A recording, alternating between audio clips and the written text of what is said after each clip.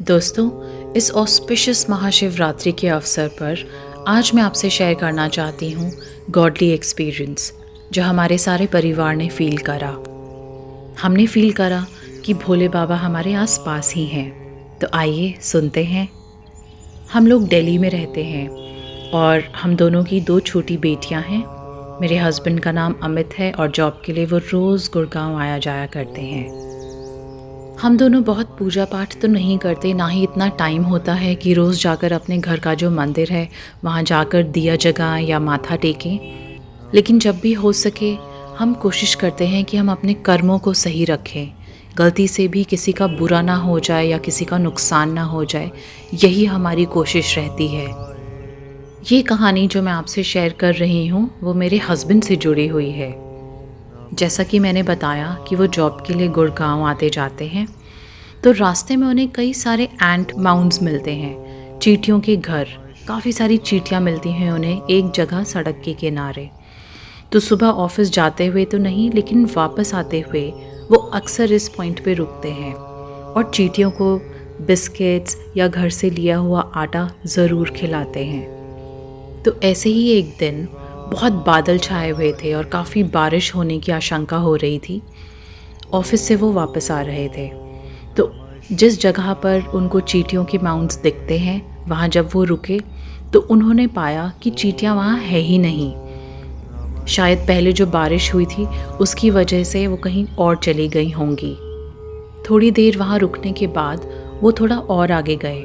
वहाँ उन्हें चींटियों के घर दिख गए और उन्होंने सिर ऊपर कर कर भगवान को धन्यवाद दिया।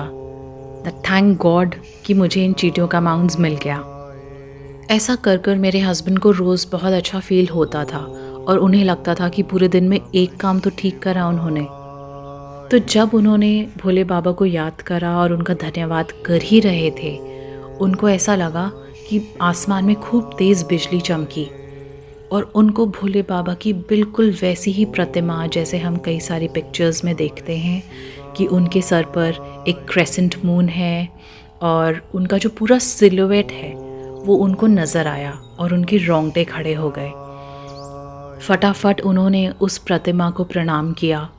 दिल उनका खुशी से भर चुका था, लेकिन वापस पलटकर देखा तो भोले बाबा का वो पूरा रूप गायब था और अब उस जगह बस बादलों में बिजली ही चमक रही थी।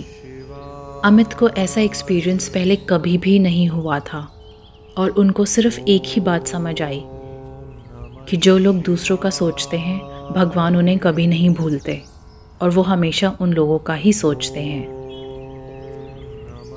इस बात को करीब 1 साल हुआ है।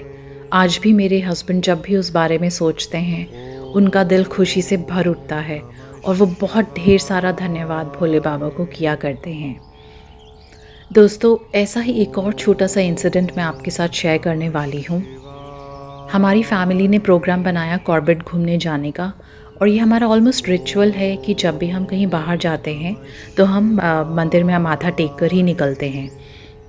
तो ऐसे ही एक ओकेजन पर जब हमने अपने सारे बैग्स पैक कर लिए थे, गाड़ी में सामान लोड कर दिया था, before leaving the house and before locking the door, हम बस माथा टेक ही रहे थे और मेरे हस्बैंड ने अपने दिल में भगवान से बोला कि हे भोले बाबा, आप प्लीज़ इस ट्रिप में हमारे साथ ही चलना, आप हमारे साथ ही रहते हैं ना। कुछ ऐसी प्रेयर उन्होंने अपने मन के अंदर करी और जैसे ही हम प्रेयर कर कर पलटे तो मेरी जो छोटी डॉटर है, who is barely 5-6 years old back then, उसने एकाएक बोला कि पापा, भगवान तो हमेशा हमारे साथ होते हैं, तो वो इस ट्रिप पर भी हमारे साथ ही होंगे। अमित इतने ज़्यादा हैरान थे कि जब मैंने उनका चेहरा देखा मुझे समझ ही नहीं आया कि ऐसा क्या कहा हमारी बेटी ने कि वो इतने हैरान और परेशान हो गए हैं। परेशान is a wrong word to be used here, but वो काफ़ी हैरान नज़र आ रहे थे और बार बार जय भोले बाबा बोलते हुए उन्होंने सारा वाक़या मेरे साथ बाद में शेयर करा। I had goosebumps to.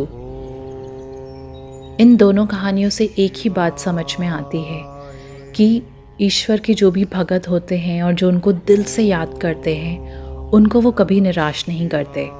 और मैं आपसे ये नहीं कह रही कि वो हमें दिख रहे हैं तो तो कई लोग बोलेंगे तो इसमें क्या बड़ी बात है, लेकिन जब आपको ऐसा एक्सपीरियंस होता है तभी आप समझ पाते हैं कि ये कितनी बड़ी बात है, और शायद इतनी बड़ी जितनी बड़ी कोई और ज़िंदगी में बात हो ही नहीं सकती। दोस्तों, मेरी ये दोनों कहानियाँ यहीं तक।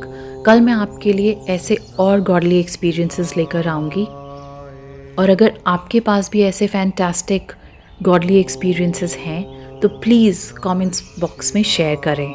आई would be extremely happy to read them.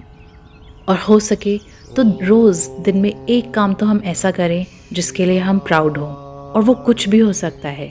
किसी पशु पक्षी को खाना खिलाना, किसी भूखे को खाना खिलाना, या किसी भी इंसान की जिसे हम जानते नहीं कैसी भी छोटी मोटी सी मदद। गॉड हमें ऐसी अपॉर्चुनिटीज़ बहुत सारी देते हैं, और रोज़ के रोज़ वो हमें देखना होता है कि हम उसमें से क्या पिक करें और किस पर काम करें। तो हम कल फिर मिलते हैं दोस्तों, तब तक अपना ख्याल रखिए। जय भोले बाबा।